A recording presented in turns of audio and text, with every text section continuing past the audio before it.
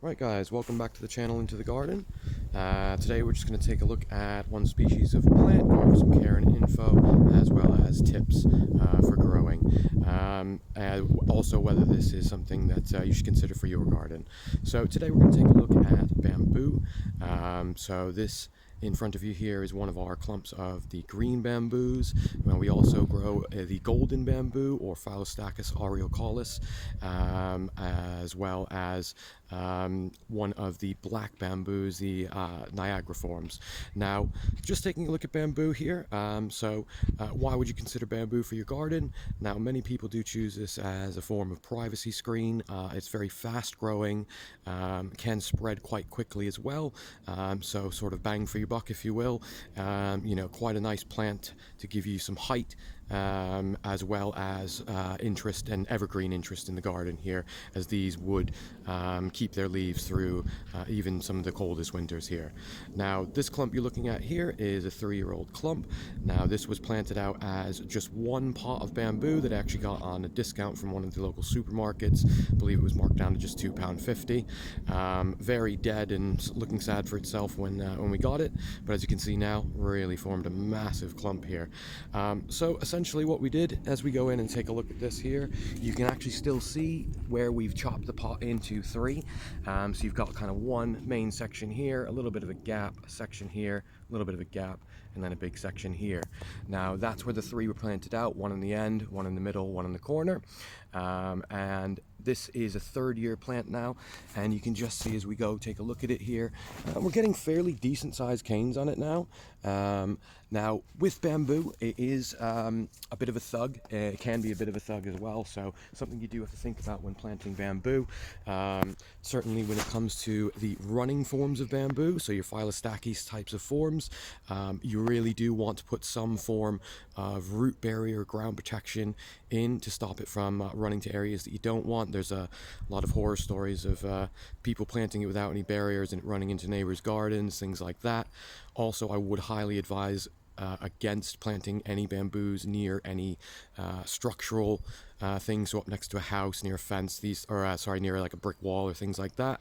Reason being is, if it does make its way into the foundations, you can have a lot of problems after that. There's even been talk of some bamboo forms breaking concrete slabs and things as they grow up. So again, you just have to be very mindful of where you plant this and how you contain it. Now, thinking of bamboo and the types of bamboo you can get, the kind of 2 main forms would be your running forms or your clumping forms. So clumping, generally things like your Fargesia bamboos are quite good for staying quite close to itself as it divides and grows, while the green forms, golden forms, certainly which I grow, do send out lots of runners, and you do have to be mindful of this when you're growing it here. So with bamboo, now it does originate from the southeast of Asia, it does prefer sort of the somewhat more temperate climates, but mainly the forms that we can get here in the UK would be hardy down to your kind of -15, -20, and as mentioned, our evergreen plants here. Now, we'll just come take a look over here at one of the other clumps that we've got. Now, we've chosen bamboo in our garden to really create this bit of a barrier between areas in the garden. As you can see here, one of our largest canes that we've got is on this clump at the back, and I'll just get in and show you here. You can see quite nice size on it. Now, I think we've had somewhere in the order about 400 to 500 canes come up this year, bearing in mind with bamboo, kind of similar to your palm trees in a sense that, it's 1st year sleep, 2nd year creep, 3rd year leap, and this 3rd year that it has come up, it has absolutely leapt huge. I think we're somewhere in the order of about 4-meter height now, and again, it started off at about maybe 20 canes, and has gone all the way up to about 400 to 500 canes in just a matter of a few years here.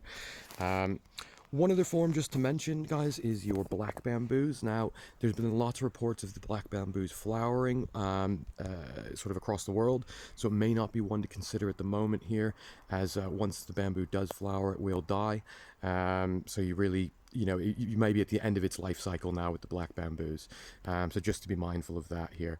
Now, when it comes to taking care of bamboo, they do love lots of water. Now, I find as well, for the first couple years, I heavily watered this. Now I don't need to water it as much, but I will still every once a week probably give it a decent soak through. Now, in regard to feeding, I typically will just let the leaf litter, as you can see in here, just fall back down to the plant. Now this does feed the plant quite well, sort of a natural form of feed. Now you can use other forms of fertilizers, chicken manure pellets, these types of things.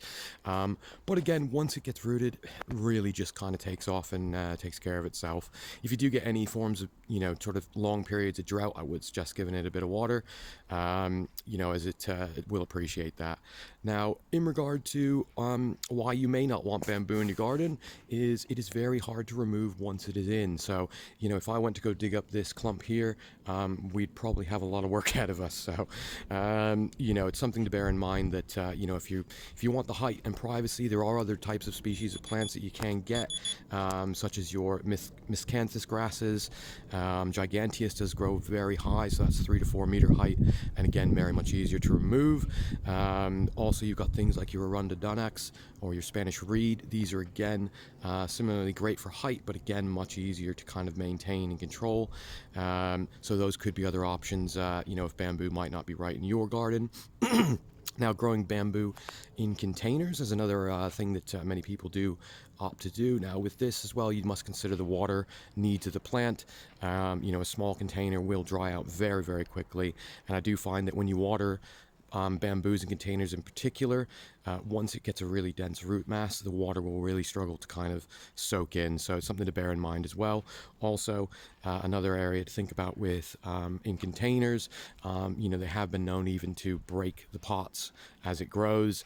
So it's something also again to bear in mind on that here. Now, lastly, we'll just take a quick look here, guys. Now, in regard to bamboo, one thing that you will find is as it does spread, so we can just take a look here where it has actually run out through my barrier here. When it does, these are the type of runners that you're going to get on it, and these will, of course, go quite a distance before they actually pop up again. So something to bear in mind. Once again, really consider a good root barrier on the bamboos here. Right, with that said, if there's anything else you'd like to know regarding bamboo, certainly drop a comment in the comment section. Of course, subscribe for more. We've got lots of videos coming out soon, and like and share. See you on the next one.